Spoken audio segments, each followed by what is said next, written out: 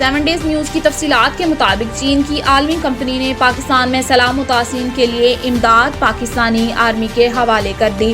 حال ہی میں چینی enterprise China Electronics Technology International Trade Company Limited کی جانب سے پاکستان آرمی کو سیلاب سے متعلق امدادی سامان کے عطیے کی تقریب دارالحکومت اسلام آباد میں منعقد ہوئی۔ پاکستان میں CITC انٹرنیشنل کے جنرل نمائندے فان چونگ نے حوالے کرنے کی تقریب میں کہا کہ کمپنی کو پاکستانی فوج، بحریہ اور فضائیہ کے ساتھ تعاون کا 20 سال سے زائد کا تجربہ ہے اور اس کے درمیان گہری دوستی ہے۔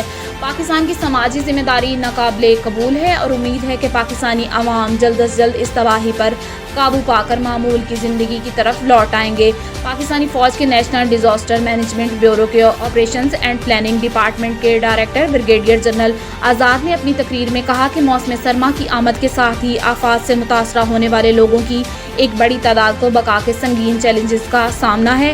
انٹرنیشنل CITC انٹرنیشنل کی طرف سے پاکستان کے سیلاب سے لڑنے اور قدرتی آفات سے نمٹنے کے لیے فراہم کی جانے والی امداد متاثرہ لوگوں کی حقیقی مدد ہے۔ بریگیڈیئر جنرل آزاد نے مزید کہا کہ پاکستانی فوج اور متاثرہ افراد کی جانب سے CITC انٹرنیشنل کا تہہ دل سے شکریہ ادا کرتے ہیں۔